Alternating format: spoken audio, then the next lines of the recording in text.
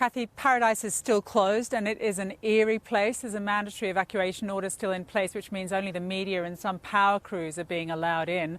After this fire, the largest and most voracious in California's recent history, tore through 230 square miles of bone-dry forest, whipped up by high winds. It destroyed 10,000 homes, both here and in settlements further up the ridge. As you say, 79 people have been confirmed dead, but that missing list, the number of unaccounted, sits now at around 700.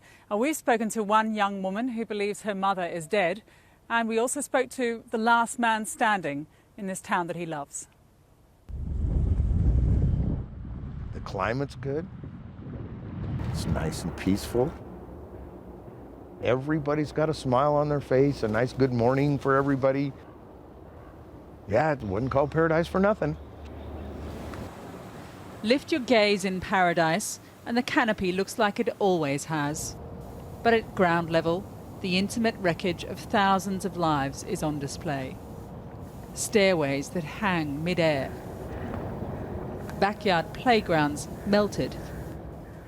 And cars that nobody will drive to work or the shops again. It went fast. All of this went fast.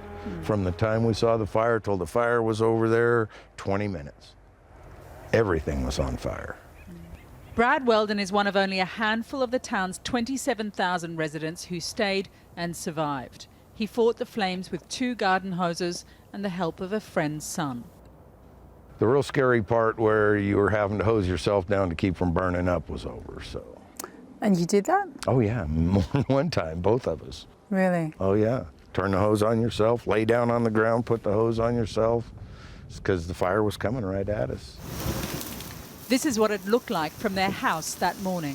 It was a complete firestorm, and the fire came through here so fast it was like a blowtorch. It was so much black smoke, it was like midnight out here. As they fought the flames, Brad's mother waited inside. She's blind, she can't see, she can't walk around. And so she just had to stay and be patient. The noises must have been terrifying for her. Scared her to death. Yeah, she was really scared. But she's a tough old girl. She hangs right in there. Sounds like it runs in the family. Yeah. Brad's convinced if he'd tried to leave, his mother would not have survived, suffering the same fate as hundreds still on the town's missing list. The missing list is mostly people in their late 70s, 80s, 90s, most of them. This was a huge retirement community. There was no warning. There's no public sirens, none of that stuff around here. There was absolutely no warning for most of these people. Half of them were still in bed and it went through and ate them. And they didn't even know. The list is on display at evacuation centres like the encampment outside the Walmart in nearby Chico.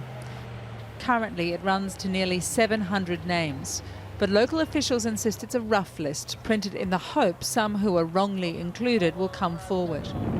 On the day of the fire in Paradise, in their house in the centre of town, Victoria Taft, elderly and disabled, wouldn't leave. She thought her daughter was overreacting. Yeah, we had fought for that time and she didn't, I don't know, she wasn't reacting well to it all, and that it wasn't going to be that bad, and whoever she called, you know, they didn't know about it either.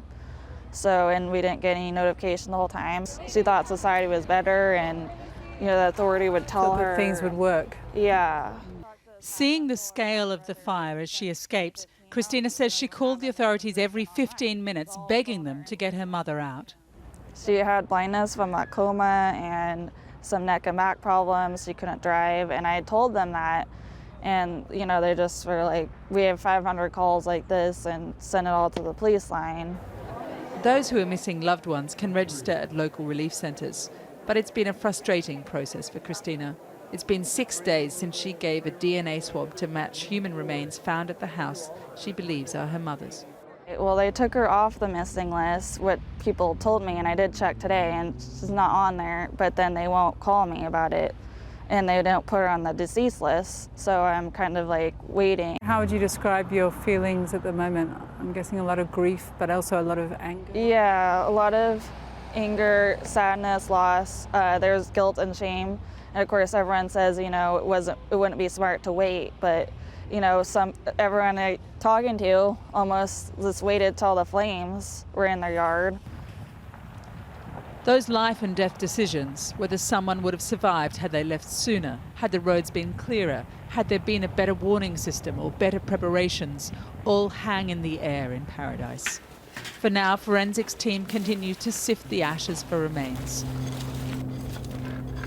One official told me the fire was so intense, they're looking for pieces of bone no bigger than a 50p coin. But this almost impossible task is only the beginning to a search for answers over what happened here and how it's possible that in America's wealthiest state, hundreds of lives may have been erased without a trace. So we've spoken to the county about that concern expressed by residents about a lack of warning. They say they're still collecting information, but they believe that system was working. They had a system in place alerting residents by text message, but you had to sign up for that message in order to get it. Others say that there were some police officers knocking on people's doors, but the county says because of the speed of the fire, they simply weren't able to reach everyone. They've told us that no single system is 100% perfect. They say there certainly weren't enough fire engines in the town. When it comes to how relatives are being treated, relatives like Christine, they say that they are confident that people are receiving all the assistance they need. But in the aftermath of this, there are certainly questions not only for the county to answer, but for the state and federal governments about their forest management. I mean, California has become a cauldron of climate change with these mega fires and ongoing drought. Rains are actually forecast here tonight, which is good news in the sense that it will put out what's remaining of the fires. But it also means that there is a risk now of flash flooding and indeed of mudslides, given that the town has been reduced to ash. It also makes all the more difficult this painstaking search for the remains of hundreds of people who may have died in Paradise.